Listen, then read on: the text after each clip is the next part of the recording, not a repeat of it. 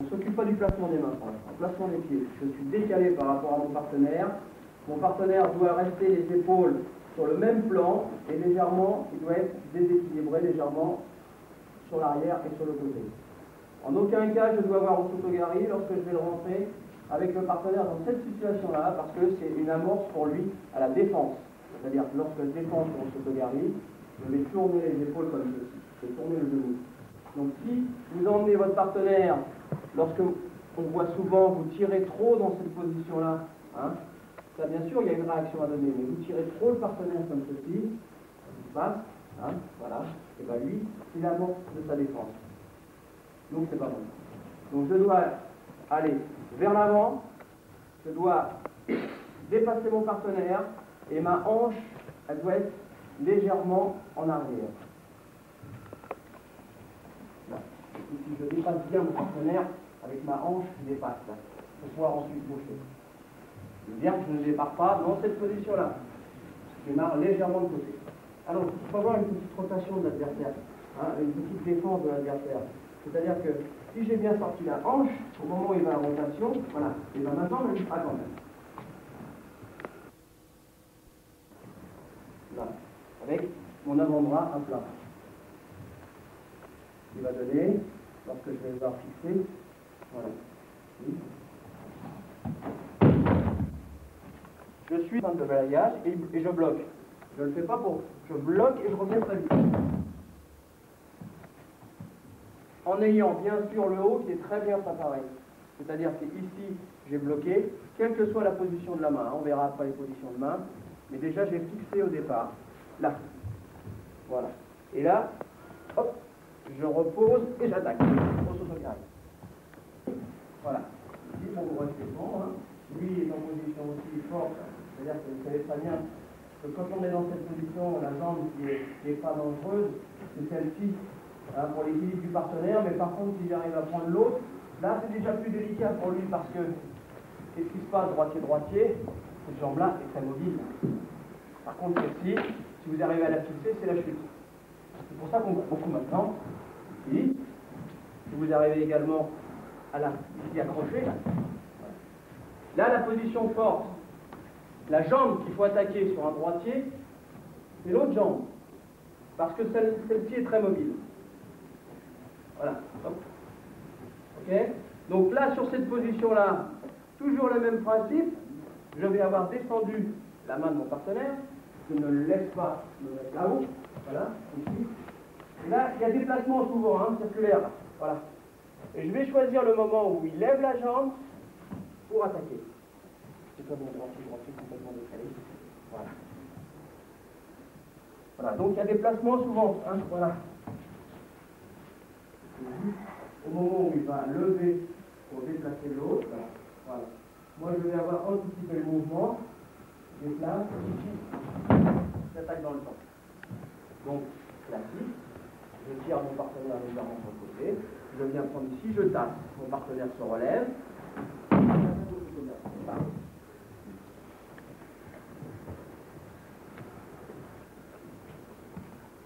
que ce soit la main à la manche, que ce soit la main au col, peu importe, mon partenaire, je n'arrive pas à placer ma main là-haut parce que voilà, il me lève. Donc là, ici, déséquilibre et je tire fort. Je viens me placer en position soit à la ceinture, soit au contraire. Et là, je tape exprès, mais je le fais exprès de relâcher un petit peu. Je veux dire que lui va remonter, et là tout de suite, j'enclenche ma main à l'intérieur, et je viens attaquer au regardez. La direction du déséquilibre, hein, c'est pas droite, parce que si mon partenaire se relève, voilà, elle est légèrement vers l'intérieur, légèrement, hein. Voilà, hop, je tasse, mon partenaire se relève, j'avance. Allez, je suis là, pour faire lâcher mon partenaire, on verra un peu plus dans le détail demain, ça fait 5 minutes, je ne sais pas peut-être qu'on travaille beaucoup plus sur ce data. Je fais lâcher mon partenaire, et là je fixe mon partenaire. D'accord? Je ne le laisse pas reculer. S'il recule, voilà, quand je vais attaquer au Osotogari, je serai beaucoup trop loin. Et là, je suis en position de déséquilibre. Donc, lorsque je vais faire lâcher mon partenaire, alors bien souvent, là, il me tient la manche, hein, c'est logique. Donc là, je vais le faire lâcher. Voilà. ou d'un côté ou de l'autre, peu importe, donc je fais lâcher, et là je vais fixer déjà. J'attaque au saut en prise de garde. C'est-à-dire que là, je vais rentrer le coude à l'intérieur et venir attaquer comme ceci. Alors, il doit bien sentir qu'on est bien coincé. Hein. Donc je fais descendre, mais je n'ai pas réussi complètement. Donc simplement la pression là, comme ceci pour faire tourner le bras vers le bas et vers l'intérieur. Et là j'attaque. Voilà. Il faut occuper le mouvement. C'est-à-dire que si votre jambe elle est trop loin, c'est pas bon. Là, ici là, j'ai fixé, là tout de suite j'attaque. Je suis trop loin. Par contre, si j'ai réussi, dès que j'ai fixé, de le fixer légèrement et qu'il veut reculer la jambe, voilà, et hop, je continue la fixation. Donc il est bloqué sur sa jambe. Et là j'attaque.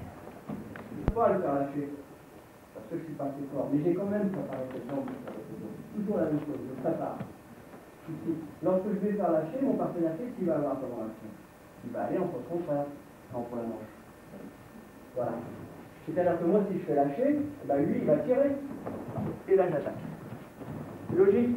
Vous tirez ça, ben lui, il veut la tenir. Donc, il retire. Et justement, je m'aide.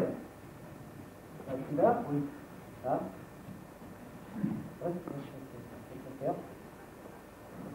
Voilà. Donc, j'ai fait descendre sa main, même s'il accroche. Voilà. Je fais l'effort. Je fais l'effort une petite fois. C'est très rapide. Il lâche pas, tant pis, je remets l'autre chose dans l'autre sens. Parce que, et là, je vais venir faire mon auto en faisant la main collée. Hein, ce sera plus sur une position légèrement de gaucher, c'est cette technique. Hein, c'est-à-dire que là, je vais avoir fait descendre la main de mon partenaire. Et tout de suite, l'objectif, ça va être de remonter cette main en direction de son visage, de faire briller son corps comme ceci. Là, et je vais avancer ma jambe pour faire sauvegarde. Même chose, c'est possible à faire. Fortement là, vers moi, pour venir ensuite tout de suite au contact avec mon épaule, et tout de suite le plat de l'avant-bras tout de suite attaqué.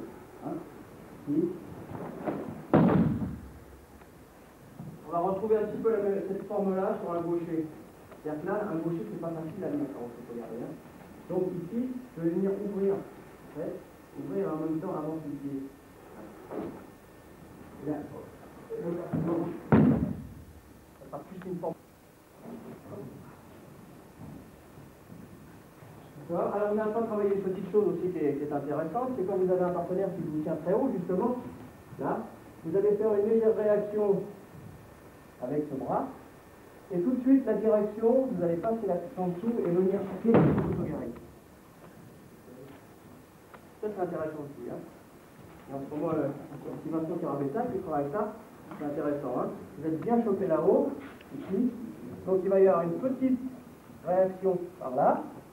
Là, vous allez passer la tête en dessous, donc c'est autorisé puisqu'on va attaquer tout de suite. Et la direction, c'est en biais.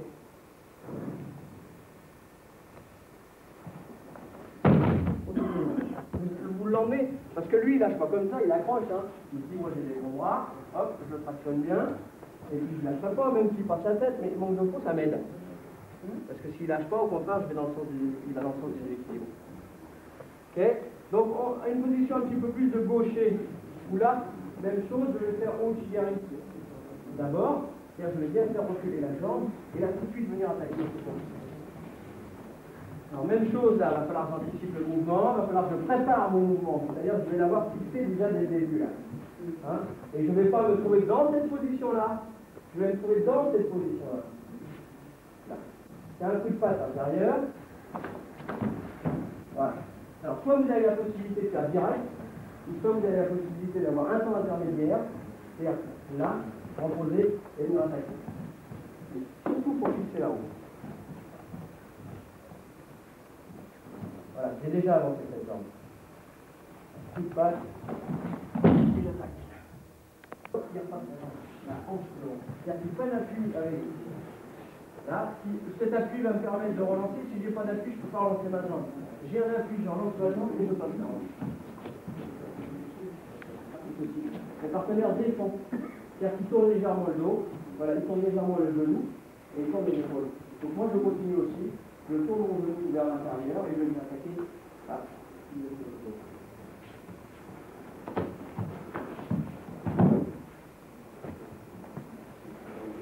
doucement. Donc, la défense sur Osoto. Il attaque Osoto. Hop, je tourne le genou comme ceci. Hein. J'appuie avec le bide. Là, j'avance légèrement et je me mets du blocage.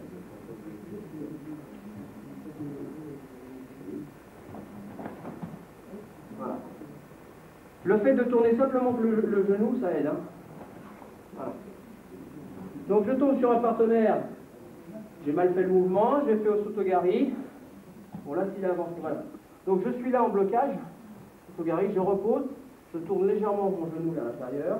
Je fixe bien le bras vers le bas. Et là, je vais carrément changer ma direction d'attaque. C'est-à-dire que je vais venir travailler en pied de l'autre côté. Mais bon, c'est un petit truc personnel. C'est-à-dire qu'au moment où je vais attaquer Osoto, je tourne légèrement le genou vers l'intérieur. Voilà. C'est-à-dire que, en fait, si j'attaque Osoto comme ceci, droit, il va lever la jambe et il va réussir à s'en sortir. Donc j'attaque une fois Osoto, je sais qu'il va sortir la jambe, et hop, je rentre le genou à l'intérieur. Je sais qu'il va se retrouver bloqué et légèrement brouillé. C'est-à-dire qu'il ne va plus pouvoir sortir la jambe. Voilà, hop. Et juste la rotation au niveau du genou, et on met une deuxième fois la flèche. Si j'attaque droit, il peut enlever la jambe. Je fais une rotation légère au niveau du genou, et ça, il se retrouve bloqué là. Allez, en genou, hein. Voilà. Et surtout, je me baisse et je descends avec un peu de genou, hein. Avec le hara. Voilà. Alors, bien sûr, je peux derrière enchaîner moi-même au Osoto. Derrière. Hein. S'il est bloqué, je descends au renagé. D'accord.